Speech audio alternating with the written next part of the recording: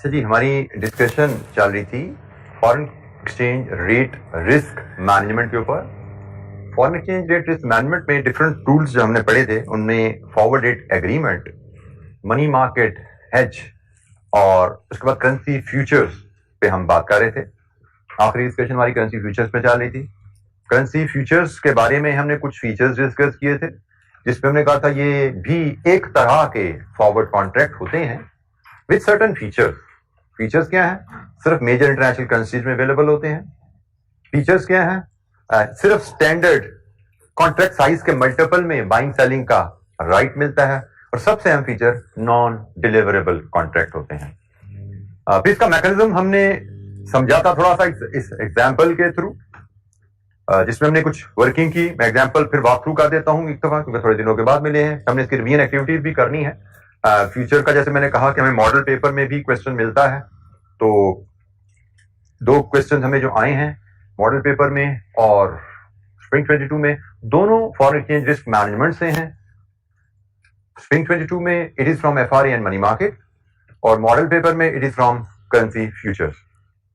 तो currency future का question अभी हम ये आज का लेक्चर लेंगे, तो उसके बाद अगर मॉडल पेपर का क्वेश्चन आप अटेम्प्ट करना चाहो तो जरूर कर पाओगे। तो मैं यहाँ पे 3-4 एग्जाम्पल आपको करवा दूंगा, तो लाइक के मॉडल पेपर का क्वेश्चन आप खुद अटेम्प्ट करें और उसका सोल्यूशन फिर आप हमसे कल क्लास में डिस्कस करना चाहें, कल या परसों में, या व्हाट्सएप ग्रुप में शेयर करना चाहें कीजिएगा। आज हम फ्यूचर पे ही काफी काम करेंगे, फिर आगे मूव करेंगे। अच्छा, हमने कहा जी company expects to receive 12 lakh in September, मतलब 3 महीने बाद, and it wants to hedge this with currency future.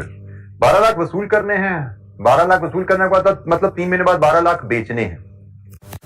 Current spot rate, आज का रेट तो पता है जी 174.0000, and the company is facing risk of fall in value. Future contract dollar का जो साइज है 1,25,000 है। अकॉर्डिंगली कंपनी हेज बनाती है। डॉलर बेचना तो 3 महीने बाद है। आज क्या करें? डॉलर फ्यूचर के कॉन्ट्रैक्ट बेचते हैं। डॉलर बेचना, असल डॉलर तो 3 महीने बाद बेचेंगे। आज हम डॉलर फ्यूचर के कॉन्ट्रैक्ट बेचते हैं। कितने कॉन्ट्रैक्ट बेचेंगे? 12 लाख डॉलर पर हेज करने के लिए 1,25,000 के हिसाब से 9.6 बनते हैं। हम राउंड ऑफ करते हैं, हम 10 कॉन्ट्रैक्ट बेचते हैं। लेट्स अज्यूम हमें सितंबर में जो कॉन्ट्रैक्ट की प्राइस मिली वो 172.2350 है। हमें सितंबर के फ्यूचर कॉन्ट्रैक्ट की जो प्राइस मिली, सितंबर के फ्यूचर प्राइस से मुराद सितंबर में डॉलर को बेचने के लिए जो प्राइस मिली वो ये है। हमने 10 कॉन्ट्रैक्ट इस प्राइस के ले लिए। इसके बाद हमने सितंबर का वेट किया। लेट्स अज्यूम सितंबर में डॉलर स्ट्रांग हो गया। डॉलर स्ट्रांग होने का मतलब रेट 175 पे चला गया। अब क्या होगा? ये कहानी आपसे शेयर हुई थी कि हमने बैंक से एग्रीमेंट किया था, हम आपको 172 में डॉलर बेचेंगे। हम बैंक के फ्यूचर एक्सचेंज से एग्रीमेंट किया। फ्यूचर जो है कॉन्ट्रैक्ट वो एक्सचेंज में मिलते हैं। हमने उनसे एग्रीमेंट किया था हम 172 में आपको डॉलर बेचेंगे। जब डॉलर बेचने का टाइम आया, हम एक्सचेंज के पास गए, उसने कहा जी हम तो डॉलर खरीद देते ही नहीं है, नॉन डिलीवरेबल है। कि ये एग्रीमेंट हमने जरूर किया था बट हम खरीदते कोई नहीं है। तो आपने कहा जी खरीदते नहीं है, तो इसका मतलब मुझे तो फिर मार्केट में जाके बेचने पड़ेंगे। उनका ठीक है जी मार्केट में बेचिए, और आपने हमसे जो एग्रीमेंट किया था जितने में बेचने का उससे ज्यादा के बिकते हैं तो जो डिफरेंस है वो लाके में दे दीजिए। जैसे मैंने उनसे एग्रीमेंट किया था, मैं उनको 172.235 का बेचूंगा। मार्केट में रेट चल रहा था 175 का, तो एक्सचेंज मुझे कहेगी कि भाई आप मुझे ये जो डिफरेंस बनता है, कितना इनका डिफरेंस आता है? 2.9। आप 2.9 रुपीज पर डॉलर का डिफरेंस, ये नुकसान होने जा रहा है ना मुझे, ये आप पे कर दें। आप हमें, आपने 10 कॉन्ट्रैक्ट्स 1,25,000 डॉलर के लिए में है, ये नुकसान आप हमें पे कर दीजिए। तो ये नुकसान बनता है जी 10 कॉन्ट्रैक्ट्स 2.90 रुपीज पर डॉलर के हिसाब से। बल्कि इसको छोड़ दिए, इसको हम नहीं छोड़ते, इसको मैंने कहा था हम होल्ड करें, इसको बाद में बात करेंगे। फिलहाल इसके हिसाब से वैल्यू निकालो तो यही बनती है जी 2.9 रुपीज पर डॉलर के हिसाब से 10 कॉन्ट्रैक्ट 1,25,000 वाले, आपका नुकसान इतना बन गया। ये आपने नुकसान पे किया फ्यूचर एक्सचेंज को। उसके बाद आप मार्केट में गए, आपने अपने असल डॉलर मार्केट में बेचे, इतने पैसे लिए, ये पैसे आपको डॉलर में असल में बेच के मिले, ये लॉस आप ऑलरेडी पे कर चुके हो। आपकी नेट प्रोसीड्स क्या बनी? Future exchange non deliverable contract कैसे चलता है? आप एक्सचेंज से सेल करने का कॉन्ट्रैक्ट करते हो लेकिन उनको सेल करते नहीं हो। आप सिर्फ उस दिन मार्केट रेट और जो आपका रेट उनसे एग्रीड है उसका डिफरेंस उनसे डील करते हो। सेल आप हमेशा मार्केट में करोगे। इसकी रिवीजन एक्टिविटी हमारे पास है क्वेश्चन नंबर 5। क्वेश्चन नंबर 5 हमारे पास अवेलेबल है, फ्यूचर्स की ही रिवीजन एक्टिविटी है, पेज नंबर 241 पे। वहां पे मैं आपको ये टिक वाला कॉन्सेप्ट जो है ये भी थोड़ा सा मैं एक्सप्लेन करता हूं। Page 245 question number 5। On May 1st, 20x, a Pakistani company has plans to hedge market rate risk of an export receipt amounting to 1.6 million, expected to receive on July 31st, 2022x. The current spot rate is 174. पहली मई आपको 31 जुलाई, मई का महीना, जून का महीना, जुलाई का, 3 महीने बाद आपको पैसे आने 1.6 मिलियन और आज का रेट 174 है। A future contract is for $125,000 and is available at 175.5.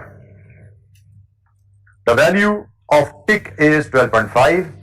कैसे निकालिए वैल्यू, उसकी कैलकुलेशन है। अब मैं आपको इस क्वेश्चन में ये कॉन्सेप्ट भी एक्सप्लेन कर दूंगा। वैल्यू ऑफ टिक क्या है, ये हमारा भी क्वेश्चन मार्क है, इसको मैं एक्सप्लेन कर दूंगा आपको। Compute the outcome of hedge which future contract if spot rate of dollar is 171.155 on July 31st 2x। आपका हेज कैसे काम करेगा, क्या रिजल्ट बनेगा आपका इस रिसीट हेज का अगर आप फ्यूचर से इसको कवर करते हैं। अच्छा, ये वर्किंग इसकी कैसे बनेगी, हम क्वेश्चन नंबर 5 की बात करते हैं। हमने जुलाई में $16 लाख बेचने हैं। हमने कहा जी जुलाई में $16 लाख बेचने हैं, तो हम 1 मई को क्या करेंगे, सेल डॉलर फ्यूचर्स। डॉलर तो बेचने 31 जुलाई को, आज हम बेचेंगे डॉलर फ्यूचर। किस रेट पे, डॉलर फ्यूचर का जो रेट आज हमें मिल रहा है वो है 175.5 पर डॉलर और कॉन्ट्रैक्ट्स कितने, 16 लाख बटा 1,25,000, राउंड ऑफ करेंगे 12.830। लीजिए जी, ये हमारा, इसको हम कहते हैं हमने 1 मई को हेज सेटअप कर लिया। 1 मई को हमने डॉलर फ्यूचर के 13 कॉन्ट्रैक्ट इस प्राइस पे बेच दिए। 1 मई को हम डॉलर तो नहीं बेच सकते, डॉलर तुमने बेचने 31 जुलाई को, डॉलर 31 जुलाई को बेचने हैं। हेज करने का तरीका क्या है, आज आप डॉलर फ्यूचर बेच दो। हमने आज डॉलर फ्यूचर बेच दिए, 13 कॉन्ट्रैक्ट डॉलर फ्यूचर के बेचे हैं 175.5 पे। अच्छा, इसके बाद आप 31 जुलाई का वेट करेंगे। 31 जुलाई को आपने देखना है कि भाई अब मार्केट में डॉलर का रेट क्या चल रहा है, 171.155। हम फ्यूचर एक्सचेंज में जाएंगे, उनसे कहेंगे जी हमने ये 13 कॉन्ट्रैक्ट डॉलर फ्यूचर आपको बेचे हुए हैं, तो हमें इनके अगेंस्ट पैसे चाहिए। तो कहते जी पैसे तो हम नहीं देते, हम तो डॉलर खरीदते ही नहीं है, आपने एग्रीमेंट हमसे किया डॉलर बेचने का, हम तो डॉलर नहीं खरीदते, तो आप ऐसा करें जो मार्केट रेट से डिफरेंस है वो हमसे सेटल कर लो। तो होगा क्या, मैं इनको कहता हूं जी ठीक है जी, मैंने आपको डॉलर बेचने का एग्रीमेंट किया था 175.5 पे, अब मार्केट रेट इसका चल रहा है जो, उसमें आपसे बाय करके कहानी खत्म करता हूं। बाय डॉलर रेट क्या चल रहा है, 171.1550, जिसको भी हम 40 पे ले जाते हैं, 4 पे ले जाते हैं। तो मैंने यार जी, मैंने आपको डॉलर बेचने का एग्रीमेंट किया था, मैंने आपको डॉलर देने थे और आप अब मुझसे डॉलर ले नहीं रहे, तो मुझे मार्केट में जाके बेचने पड़ेंगे, ऐसा ही है ना। मैंने आपको बेचने थे 175.5 पे, मार्केट में मुझे बेचने पड़ने 171.15 के, तो ये जो फर्क है ये अब आप मुझे दे दो, ऐसे ही होगा ना। मैंने एग्रीमेंट किया था मैं एक्सचेंज को बेचूंगा 175.15 पे, और एक्सचेंज, इसको चले हम एक और अंदाज से देखते हैं, इसको एक और अंदाज से भी देखते हैं।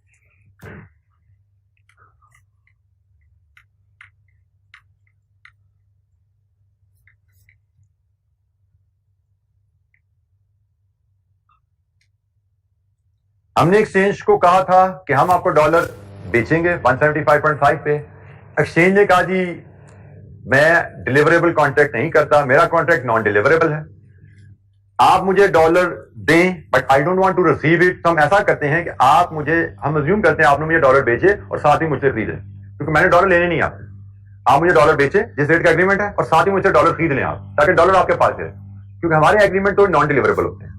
तो फिर हमने कहा अच्छा ठीक है जी, मैंने आपको डॉलर इस रेट पे बेचे हैं, आज का रेट तो इतना है, मैं इस रेट पे खरीद लूंगा आपसे। मैं एक्सचेंज के पास गया, मैंने कहा जी मैंने आपको इस रेट पे डॉलर बेचने का एग्रीमेंट किया है, ये पकड़े जी डॉलर। उन्होंने कहा जी तो जी हम डॉलर लेते नहीं है, आप ऐसा करो डॉलर मुझसे आप वापस ले लो। तो क्या रेट चल रहा है, किस पे खरीदोगे मुझसे? एक्सचेंज कहेगी, हम कहेंगे जी मार्केट रेट इस पे खरीद लेते हैं आप यहाँ। उसके कहेगी ठीक है जी आप मुझसे 171 में खरीद लो, मैंने आपसे 175 में लिया और मैंने आपको 171 में वापस भेज दिया। डिफरेंस क्या बना? मुझे मुनाफा हुआ, मुझे हुआ प्रॉफिट। तो कितना प्रॉफिट है? 4.3450, 4 डेसिमल पे इसको ले जाओ। तो ये जनाब मुझे हुआ फायदा, और ये फायदा है रुपीस पर डॉलर का। मेरा टोटल फायदा कितना हुआ? मेरा टोटल फायदा होगा 4.345 रुपीस पर डॉलर, और मेरे पास हैं 13 कॉन्ट्रैक्ट $1,25,000 के। ये तो पर डॉलर फायदा ना, तो मेरे पास तो इतने डॉलर के कॉन्ट्रैक्ट है, तो मेरा टोटल फायदा कितना हुआ? 706062। लीजिए जी ये मेरा फायदा हो गया। अब मेरा एक्सचेंज से लेन देन खत्म हो गया। मैंने इनको डॉलर इस रेट पे बेचना था, मैंने उनसे डॉलर इस रेट पे खरीद लिया, कहानी खत्म हो गई उनकी। अब डॉलर तो मेरे पास ही है ना। कितना डॉलर मेरे पास है? 1.6 मिलियन। अब यहां पे ख्याल रखना है, मेरे पास डॉलर ये वाला नहीं है, ये तो सिर्फ हवाई ट्रांजेक्शन हुई है। ये तो सिर्फ किताबों में मैंने उनको बेचा इस रेट पे, किताबों में उनसे मैंने खरीद लिया। असल में मेरे पास डॉलर कितने हैं जो 1.6 मिलियन मुझे कस्टमर ने दिया है। तो जनाब ये कहानी जब खत्म हो जाती है तो मैं कहूंगा जी sell actual dollar 1.6 million at 1.71550। कितने रुपए बने ये? सॉरी 171, 1.7 लिख दिया, 171.551550। बेटा ये फिगर मैंने गलती लिख दी थी जी। कितना बना? 273.848 मिलियन। और इसमें ये मेरा मुनाफा है, इसमें भी ऐड कर देता हूं मैं। ये भी मुझे पैसे मिले हैं, ऊपर भी मुनाफा है मुझे। Add profit from future market, future exchange 7.061। लीजिए जी टोटल प्रोसीड्स कितनी बन गई? 280.919 बेटा 3 डेसिमल पे तो सब कुछ 3 डेसिमल चला चलो ना। 909। जब 3 डेसिमल पे लिख दिया तो सब कुछ 3 पे लेकर चलते रहो। 2 पे लिखा था तो ऊपर से 2 पे लिखते, नीचे भी 2 पे लाते। Be consistent with your presentation. लीजिए जी हमारी कहानी खत्म हुई, ये हमारी फ्यूचर की ट्रांजेक्शन क्लोज हुई। हमने 1 मई को एग्रीमेंट किया फ्यूचर एक्सचेंज से कि हम आपको जुलाई में 13 कॉन्ट्रैक्ट डॉलर बेचना चाहते हैं इस प्राइस पे। जुलाई आया, डॉलर बेचने का टाइम आया, उन्होंने कहा जी हमारा तो नॉन डिलीवरेबल कॉन्ट्रैक्ट होते हैं, हम खरीदते नहीं है आपसे डॉलर, आपने जो बेचने ना वही डॉलर मुझसे वापस बाय कर लो और जो फर्क है वो सेटल कर लो। हमने कहा जी ठीक है जी, हमने आपको बेचना तो इस रेट पे था, एग्रीमेंट था, मार्केट में आजकल रेट ना चल रहे हैं तो इस पे आपको बेचते हैं, इस पे खरीदते हैं, तो इतना हमारा फायदा है, ये हमें दे दें आप।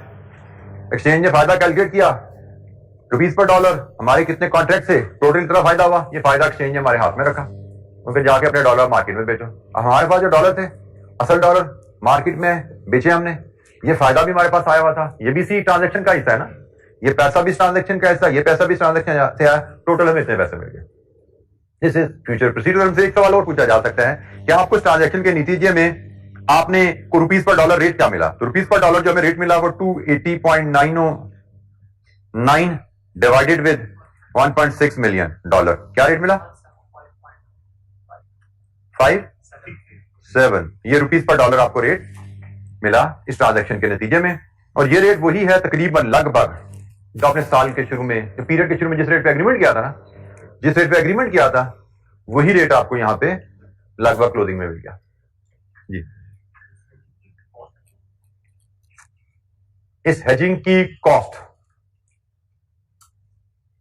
अभी तक हमने जो टूल पढ़े हैं एफआरए, उसकी हमने एग्रीमेंट की कोई फी का जिक्र नहीं किया क्योंकि शायद वहां पे एग्रीमेंट फी नेग्लिजिबल होती है, क्योंकि मेनली फॉरवर्ड एग्रीमेंट में भी बैंक एक पार्टी से बाय कर रहा है, दूसरी को बेच रहा है, बैंक ने मुनाफा जो कमाना है वो बाइंग सेलिंग का रेट के डिफरेंस से कमा लेता है।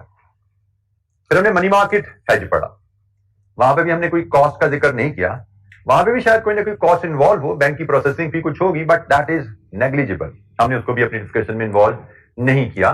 बैंक पे आप पैसे जब रखाते हो, बैंक से जब लोन लेते हो तो उसकी कुछ ना कुछ प्रोसेसिंग फी होती है, लेकिन हमने उसको भी इग्नोर रखा। नॉर्मली एफआरए मनी मार्केट में ये दोनों कॉस्ट नेग्लिजिबल होती हैं, इग्नोर कर दी जाती हैं, इवन सीफैप में भी इन्वॉल्व नहीं होती। इसी तरह जब हम फ्यूचर्स में आते हैं तो फ्यूचर्स में भी there are certain cost involve, but from our scope point of view वो नेग्लिजिबल है, मतलब और हमें वो टेस्ट नहीं की जाती। कॉस्ट है यहाँ पे there are at least 2 cost which I can think of जो इस प्रोसेसिंग में फ्यूचर हेज में इन्वॉल्व होती हैं, लेकिन हमारे स्कोप में उनकी डिस्कशन नहीं है। CFA 4 में जाते हैं तो वो दोनों कॉस्ट हमारी डिस्कशन में आ जाती हैं। तो करेंसी फ्यूचर हेजिंग में there is some administrative cost involve or which is not that negligible. जितना FRA और मनी मार्केट है थोड़ी सी साइजेबल होती है। मतलब वहां पे अगर से 100 के पीछे 2 पैसे हैं, यहाँ 100 के पीछे में भी 5 या 7 पैसे है कॉस्ट, बट स्टिल हम उसको यहाँ पे हमारे स्कोप में उसकी डिस्कशन नहीं है। ठीक है, उसकी डिस्कशन आपके पास आएगी CFA 4 में। जी, फ्यूचर हेज। अच्छा, एक छोटी सी ट्रांजैक्शन मैं बनाता हूं क्योंकि अभी तक हमने ना 2 एग्जांपल यहां देखी हैं फ्यूचर की, दोनों ही रिसीवेबल की थी, और इवन आप जो मॉडल पेपर का क्वेश्चन देखोगे वो भी रिसीवेबल के ऊपर है। तो इसका मतलब हमारी बुक में कोई पेएबल की ट्रांजैक्शन बनी नहीं हुई। तो मैं एक पेएबल की ट्रांजैक्शन छोटी सी क्रिएट करता हूं और वो क्रिएट मैं कर लेता हूं, लेट्स अज्यूम पिछली एग्जांपल के डाटा को ही लेके। हमने पिछली एग्जांपल की थी ना क्वेश्चन नंबर, तो आपके लिए मैं यहीं पे डाटा बनाता हूं। लेट्स अज्यूम एग्जांपल है फॉरेन करेंसी फ्यूचर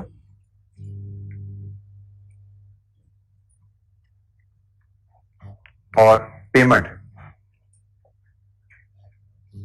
हम कहते हैं पाकिस्तानी कंपनी है, $2.5 million payment due in December,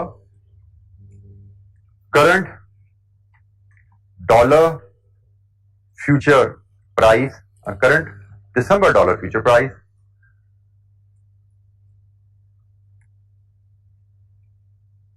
is say ₹1.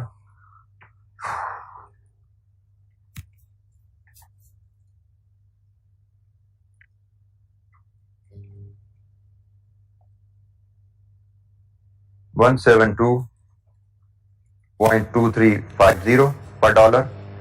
Current spot is ₹174.0000 per dollar. फिर हमें एक बताया जाता है जी जब payment I in December, spot rate is equal to 175.1350 rupees per dollar, and we are asked to calculate outcome of hedge.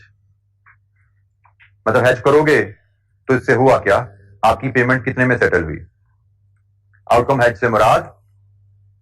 Hedge से मुराद how much it will cost you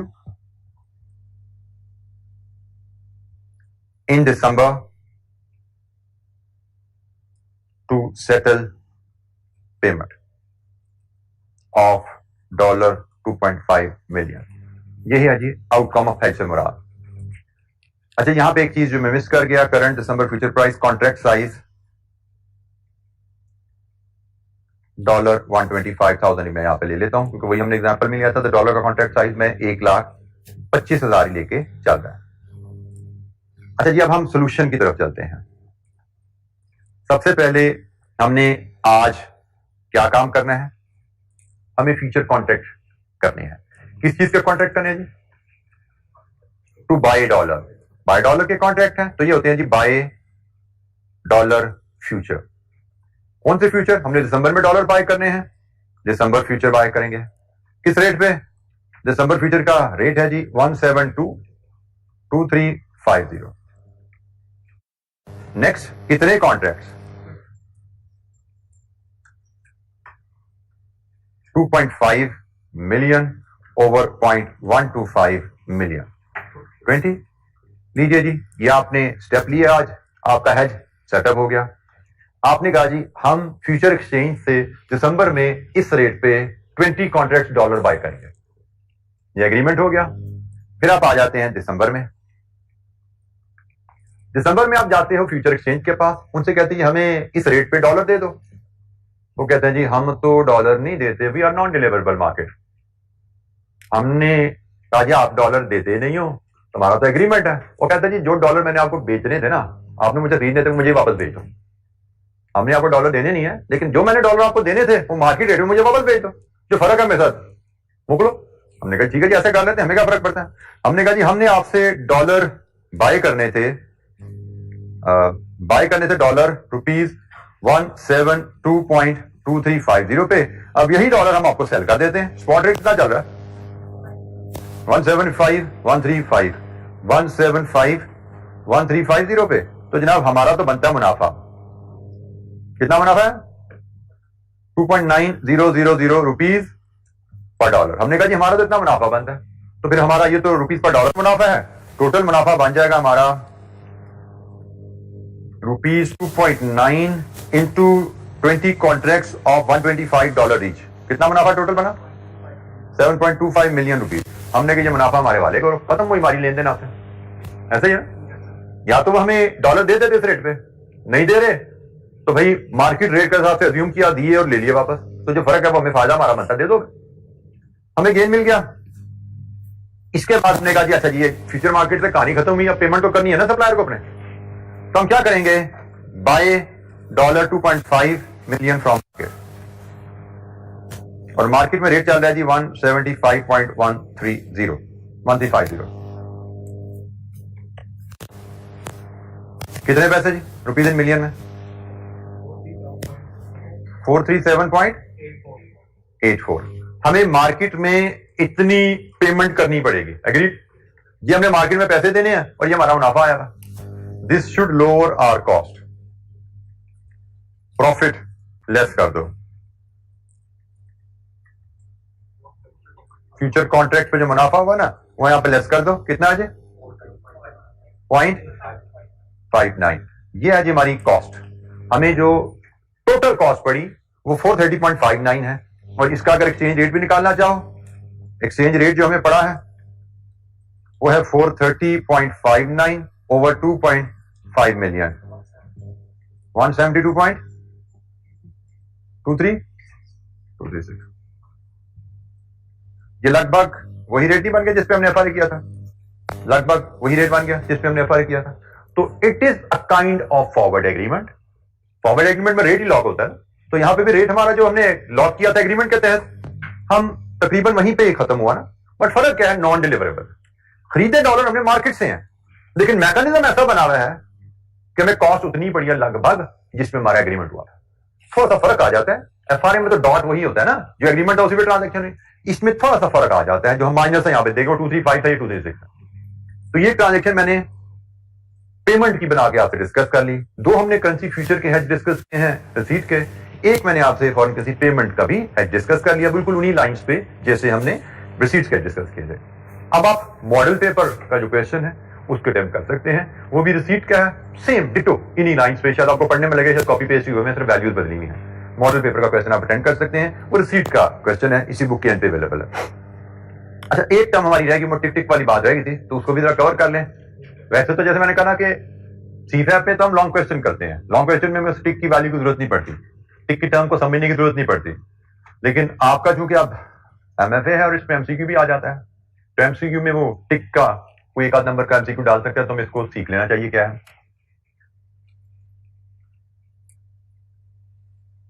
टिक से रिलेटेड एक टर्म है टिक साइज, एक term है टिक size. टिक size होती है जी minimum movement that can be recorded in future price. Tick size होती है जी मिनिमम मूवमेंट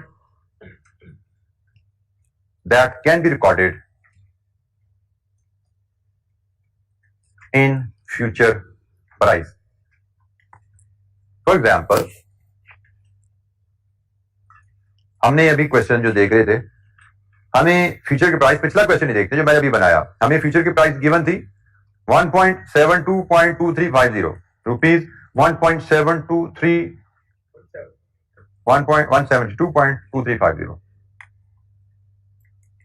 172.2350।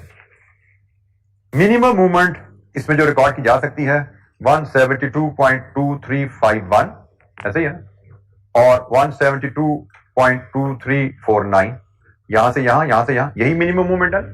इस प्राइस में इससे छोटी फ्रैक्शन तो रिकॉर्ड नहीं हो सकती। This is the smallest fraction which can be recorded in this price. Accordingly ये जो डिफरेंस है यहां से यहां या यहां से यहां, इसको टिक साइज कहते हैं, 0.0001। This is called tick size. हमने कहा जी हमारी प्राइस अगर ये 4 डेसिमल में है तो टिक साइज ये है। अगर यही प्राइस आपको 172.75 दिया जाता तो टिक साइज क्या होता? ठीक हो? अगर यही प्राइस आपको 172 दिया जाता तो टिक साइज आपका 1 रुपी है। ऐसे ही तो टिक साइज है आपका minimum movement in the price that can be recorded, minimum fractional movement that can be recorded. 4 decimal तक प्राइस है तो this is a tick size. 2 decimal पर प्राइस है तो ये टिक साइज है। विदाउट डेसिमल प्राइस है तो ये टिक साइज। तो टिक साइज क्या है? टिक साइज से आगे चलें तो हमने भी यहां पे निकाला था कि हमारा गेन है 2.9 रुपीज पर डॉलर।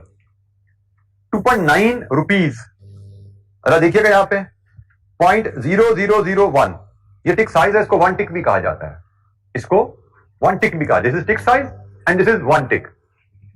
यहां से यहां तक जाते हो तो ये 29,000 टिक्स बन गए।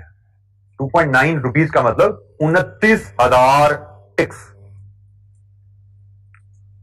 29,000 टिक्स मतलब 29,000 इंटू 0.0001 क्या आता है? 2.9। ऐसा ही है ना? तो 2.9 4 डेसिमल पे लिख लो अगर, तो आप इसको सिंपली 29,000 टिक्स पढ़ सकते हो। This is 29,000 ticks. क्योंकि एक टिक है हमारे केस में 0.0001 और हमारा जो गेन आ रहा है वो 2.9 रुपीज है। 2.9 rupees can be read as 29,000 ticks.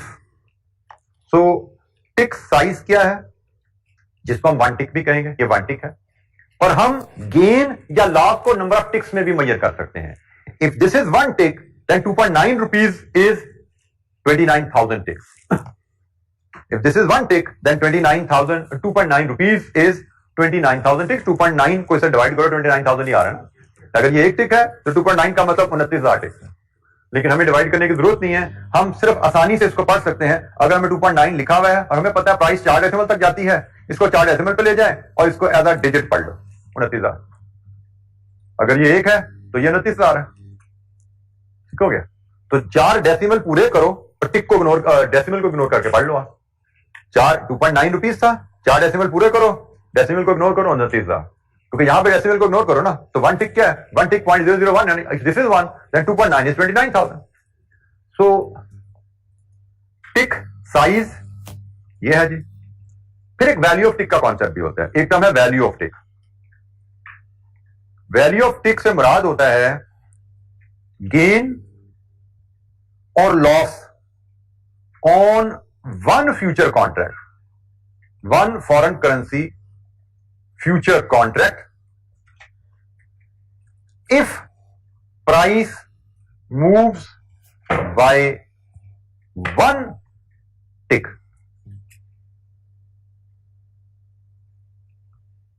हमने पढ़ा था अभी क्वेश्चन में देखा था कि अगर प्राइस आपके कॉन्ट्रैक्ट से लेके सेटल होने के दरमियान बदल जाती है तो आपको नफा या नुकसान होता है। ऐसे ही पिछले कुछ सवालों में नुकसान हो रहा था, यहां पे नफा हो रहा है, आपको नफा या नुकसान होता है। तो यहां पे तो ये प्राइस बदल गई है 29,000 टिक्स। ये प्राइस 29,000 टिक बदली है और हमने तो डील किए हुए थे 20 कॉन्ट्रैक्ट। डेफिनेशन क्या है? अगर प्राइस 1 टिक बदले तो 1 कॉन्ट्रैक्ट पे कितना नफा नुकसान आता है। इसकी कैलकुलेशन नहायत सिंपल है। Value of tick is equal to tick size into contract size. हमारे केस में tick size 0.0001 rupees per dollar है और कॉन्ट्रैक्ट साइज $1,25,000 है। ये बनता है जी rupees 12.5। This is tick size.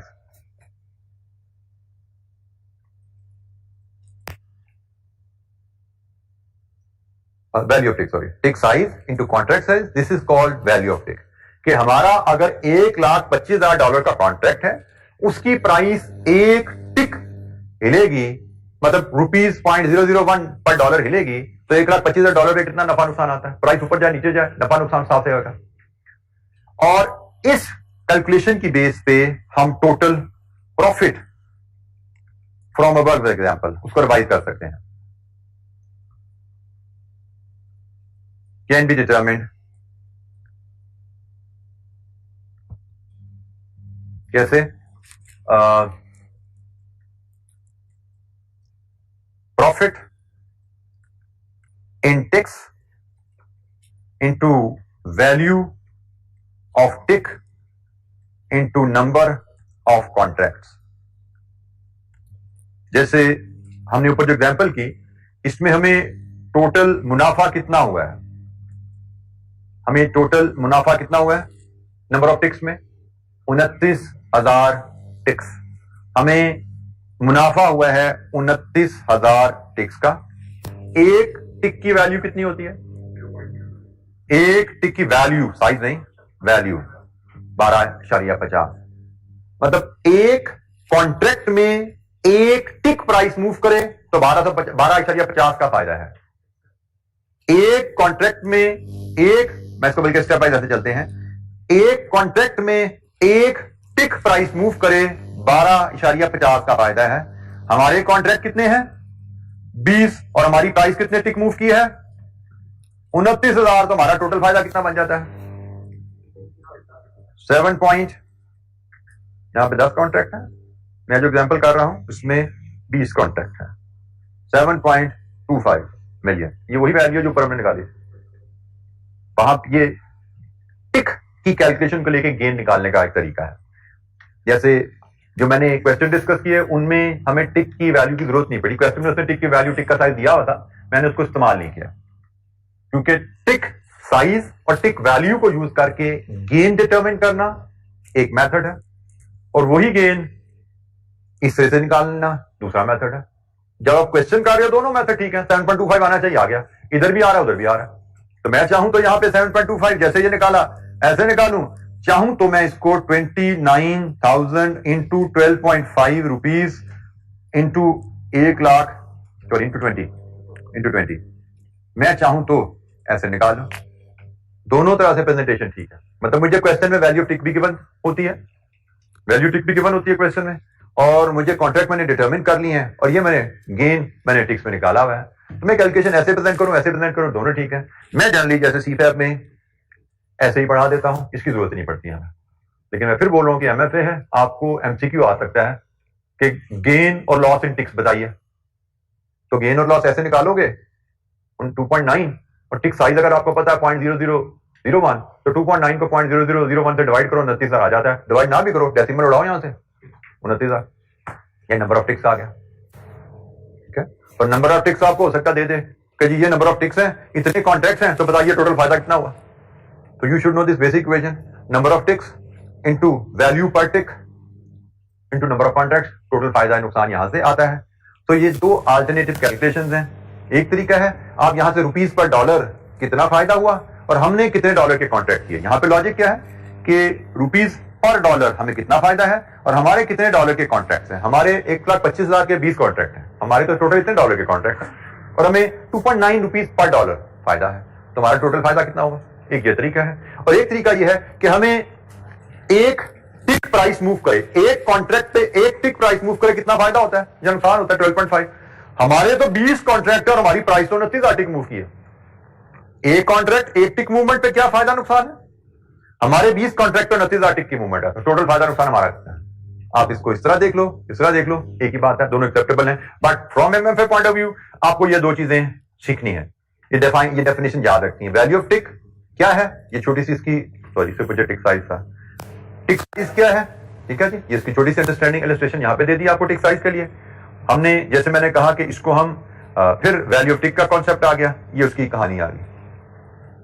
Value of tick से क्या मुराद है, डेफिनेशन, उसकी कैलकुलेशन छोटी सी, और देन इस कॉन्सेप्ट को यूज करते हुए टोटल प्रॉफिट कैसे निकाला जाता है, अल्टरनेटिव कैलकुलेशन। जी एनी क्वेश्चन, फ्यूचर्स पे बात हमारी हो रही थी जी बेटा।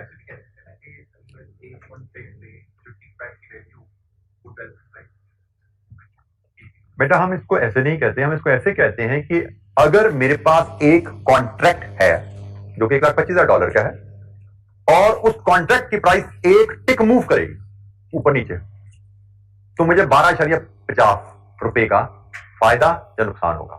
एक कॉन्ट्रैक्ट और प्राइस मूव कर जाए एक टिक, तो मुझे 12 रुपए 50 पैसे का नफा या नुकसान होगा। एक कॉन्ट्रैक्ट पे एक प्राइस टिक मूव करे, ये मैंने डिफाइन किया ना, gain or loss on one future contract if price moves by one tick.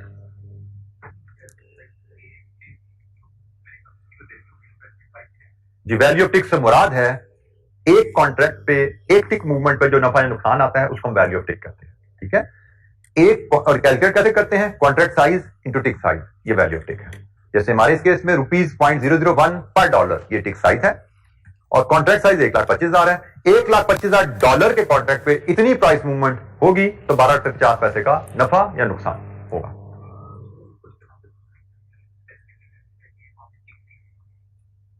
MCQ में कह सकते हैं, एमसीक्यू में वो कह सकता है कि आप इतने टिक्स इतने कॉन्ट्रैक्ट नफा या नुकसान बताओ, तो आपको एमसीक्यू में डाटा इसने नहीं दिया, आपको पूरा टिक से ही आपको नफा नुकसान निकालना है, बट अदरवाइज कोई जरूरी नहीं है।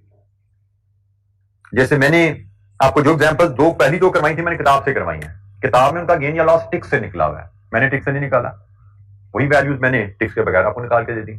तो वहां पे टिक मेथड नहीं कहा जाता, उसने इंफॉर्मेशन दी भी है, ignore it, do whatever way you feel comfortable. मैंने आपको दोनों कैलकुलेशन दे दी हैं गेन लॉस की, आप चाहो तो इस मेथड से गेन निकाल लो, चाहे तो इस मेथड से निकालो, टिक बेस्ड मेथड से निकालना है या अदरवाइज निकालना है, दोनों एक्सेप्टेबल।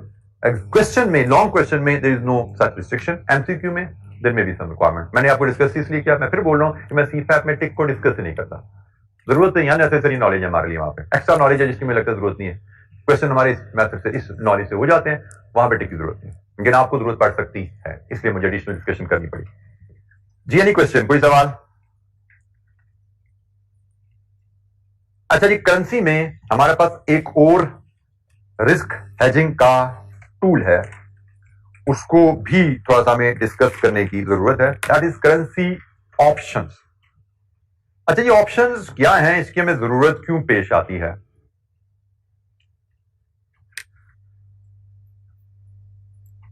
हमने अभी तक जो टूल पढ़े हैं ना, एफआरए हैं, मनी मार्केट है और फ्यूचर्स हैं। इन सब का फायदा एक जो हमने डिस्कस किया कि हमारा रेट जो है आज एग्रीमेंट करो परफेक्ट लॉक हो गया, ऐसा ही है। 3 महीने बाद डॉलर कितने का खरीदना है कितने का बेचना है, आज एग्रीमेंट करो परफेक्ट लॉक है। आज डिपॉजिट हेज बनाओ परफेक्ट लॉक है, ऐसा ही है। रेट ऊपर जाए नीचे जाए हमारी सेहत पे कोई असर नहीं पड़ेगा। आज फ्यूचर एग्रीमेंट ले लो, ऑलमोस्ट नियर परफेक्ट लॉक है, मार्जिनल फ्रैक्शनल सा डिफरेंस आ रहा था हम देख रहे थे, लेकिन फ्यूचर हेज का एग्रीमेंट भी तकरीबन लॉक हो जाता है। ये जनाब इन तीनों टूल्स का बेनिफिट। हमने जब हेजिंग डिस्कस की थी, हमने कहा था भाई हेजिंग का मकसद ही टेंशन से आजादी लेना है, तो वो हम देख रहे हैं तीनों टूल्स हमें टेंशन से आजादी तो दे रहे हैं। अगर हम एग्रीमेंट कर लेते हैं तो हम रेट की फ्लक्चुएशन से, फ्यूचर में रेट की फ्लक्चुएशन के असरात से आजाद है। हमने एफआरए मनी मार्केट फ्यूचर का एग्रीमेंट आज कर लिया, हमने डॉलर 3 महीने बाद खरीदने या बेचने हैं, अब 3 महीने बाद रेट जहां मर्जी जाए हम उससे आजाद हैं। अच्छा, ये आजादी हमें बड़ी खुशी देती है अगर हमारा एग्रीड रेट, लेट्स से हमारी ट्रांजैक्शन है बाय डॉलर इन 3 मंथ्स, हम इसको हेज कर रहे हैं और हमारा एग्रीड रेट से आज के हिसाब से चले 230 रुपए है पर डॉलर, ये हमने एग्रीमेंट किया, फ्यूचर एफआरए से किया, मनी मार्केट से फ्यूचर से किया, हमने एग्रीड रेट 230 लॉक किया है, डॉलर बाय करने हैं। हम बड़े खुश हैं अगर रुपीस पर dollar in 3 months, in 3 months वो हमें मिलता है 240 रुपए पे। हम बड़े खुश हैं जी कि हमने बड़ा कमाल किया, हमने तो 3 महीने पहले एग्रीमेंट कर लिया था, हमने तो 230 में सौदा कर लिया था, मार्केट में 240 है, हमसे तो सियानी को नहीं मार्केट। हम तो बहुत खुश रहे इस केस में, लेकिन क्या जरूरी है कि केस यही हो? केस ये भी तो हो सकता है जिसकी हम सारे दुआएं कर रहे हैं, बल्कि इससे भी बहुत बेहतरी की दुआएं कर रहे हैं इंशाअल्लाह। कल थोड़ी बेहतरी आ गई, अल्लाह करे और बेहतरी आएगी। अब अगर ये हो जाता है तो फिर हमारा face will look like this, ओ यार गलती हो, एग्रीमेंट नहीं करना चाहिए था, एग्रीमेंट कर लिया, अब तो हमें तो 230 का डॉलर मिलेगा, एग्रीमेंट ना किया होता तो आराम से 220 का ले लेता मार्केट से हमने। तो हम कहते हैं जी एफआरए मनी मार्केट फ्यूचर में एक फायदा जरूर है कि आपको वो लॉक कर देता है, रेट ऊपर जाए नीचे जाए आप लॉक हो। तो रेट ऊपर जाए इस केस में लॉक से आप खुश हो, लेकिन रेट नीचे आए तो आपको रिग्रेट मिल गया। रेट नीचे चला गया, आपने बाय करना था ना डॉलर, और मार्केट में डॉलर सस्ता हो गया आपके एग्रीमेंट करने के बाद, यू हैव अ रिग्रेट। तो यहां पे फिर एक और हेजिंग टूल रोल प्ले करता है, दैट इज करेंसी ऑप्शन। जैसे कि नाम से जाहिर है, option to buy, option to sell, कि भाई 230 का एग्रीमेंट टू बाय ना करो, 230 की ऑप्शन टू बाय लो। अगर मैंने 230 की ऑप्शन टू बाय ली होती और रेट मार्केट में 240 हो जाता, मैं कह दीजिए 230 में खरीदना डॉलर, हमने ऑप्शन है ना, I want to exercise option. लेकिन मैंने 230 की ऑप्शन टू बाय ली हुई है, मार्केट में रेट 220 का, मैं कहता हूं बाहर में जाए, ऑप्शन मुझे नहीं चाहिए, मैं मार्केट से खरीदूंगा। ये ऑप्शन है ना, ऑब्लिगेशन नहीं है। एफआरए किया है, ऑब्लिगेशन है। फ्यूचर किया है, ऑब्लिगेशन है। मनी मार्केट है, वो तो आपका ही पैसा भी बैंकों में पड़ा हुआ है, ऑब्लिगेशन है। Option to hedge, option to buy obligation नहीं है, ऑप्शन है। ऑप्शन टू सेल ऑब्लिगेशन नहीं, ऑप्शन है। दिल चाहे तो खरीद लेना, दिल चाहे तो ना खरीदना। तो जनाब, option gives holder right, not an obligation to buy. Option to buy के लिए टर्म यूज होती है कॉल ऑप्शन, और ऑप्शन टू सेल के लिए टर्म यूज होती है पुट ऑप्शन। मतलब आप कहो मैंने डॉलर पेमेंट करनी है 3 महीने बाद, मतलब आपने 3 महीने बाद डॉलर खरीदना है ना, तो you should buy call option on dollar. You want to buy, you want to have an option to buy dollar, buy call option. आप कहते हैं जी मैंने 3 महीने बाद मुझे कस्टमर से पाउंड में प्रोसीड्स आनी है, तो समझ 3 महीने बाद आपने पाउंड बेचने हैं, पाउंड बेचने का की ऑप्शन चाहिए, buy put option. So call option and put option, ये दो टर्म होती हैं बाय और सेल के लिए। इनको याद रखना हो, अगर आपने इससे पहले ये टर्म नहीं पढ़ी हुई तो B C adjoining alphabets, B C by for call, S P adjoining alphabets, S and P adjoining alphabets, sell put. ठीक है, तो दो ऑप्शन होती है, कॉल ऑप्शन होती है, पुट ऑप्शन होती है। कॉल ऑप्शन, मार्केट में बड़ी बिग, डॉलर खरीदना है या बेचना है, ये खरीदना है फिर कॉल ऑप्शन ले लो, बेचना है फिर पुट ऑप्शन ले लो। ठीक है, ये दो टर्म यूज होती हैं। करती क्या जी ये पुट ऑप्शन या call option? A currency option gives its holder right to buy or sell a quantity of one currency in exchange for another currency. Buying selling की option है on or before a specified date at a fixed rate of exchange, जिसको हम strike rate कहते हैं। इसको strike rate भी कहते हैं, इसको exercise price भी कहते हैं। strike price या exercise price, strike price या exercise price कहा जाता है। होता क्या है, हम ऑप्शन ले लेते हैं, फिर हम डेट का इंतजार करते हैं। जब ड्यू डेट आती है तो जिस कंपनी के पास ऑप्शन होती है वो देखती है भाई उसके पास स्ट्राइक प्राइस क्या है और मार्केट में स्पॉट रेट क्या चल रहा है। अगर उसके बाद फैसला करेगा, वो कंपनी फैसला करती है कि ऑप्शन एक्सरसाइज करनी है या नहीं करनी, ऑप्शन एक्सरसाइज करनी है या स्पॉट रेट पे डील करना है। जैसे मैंने छोटा सा आपको जो केस बना के दिया था कि जो हम डिस्कस कर रहे थे कि अगर मैंने 230 रुपए पे ऑप्शन ली है, मैंने एग्रीमेंट नहीं किया, मैंने ऑप्शन ली है, ऑप्शन टू बाय, ठीक है, ऑप्शन टू बाय ली है। अगर तो रेट मार्केट में 240 रुपए है तो मेरा डिसीजन है एक्सरसाइज ऑप्शन, और अगर मार्केट में रेट 220 रुपए है तो मैं कहूंगा बाय एट स्पॉट। ये बेसिकली ऑप्शन का ब्रीफ मैकेनिज्म है। हम ऑप्शन कॉल चाहिए या पुट चाहिए, जैसे इस केस में डॉलर बाय करने हैं ना, तो हमें कॉल ऑप्शन चाहिए, हमें कॉल ऑप्शन ऑन डॉलर चाहिए। तो हमने कॉल ऑप्शन ऑन डॉलर ले ली 230 रुपए की। जब डॉलर खरीदने का टाइम आया, हमने देखना मार्केट में रेट क्या चल रहा है, उसके मुताबिक फैसला करना है कि हमने ऑप्शन के थ्रू डॉलर बाय करना है या हमने स्पॉट पे डॉलर बाय करना है। हमने 230 पे ऑप्शन ली हुई है, मार्केट में 240 है, हम कहेंगे हमने ऑप्शन एक्सरसाइज करनी है, 230 पे डॉलर बाय करना है। हमने 230 पे ऑप्शन ली हुई है, मार्केट में रेट 220 है, हम कहेंगे हमने ऑप्शन से नहीं बाय करना, हमने मार्केट से बाय करना। We have flexibility, and by the way ये flexibility is not free, it has some cost and it has some noticeable cost, which is called option premium.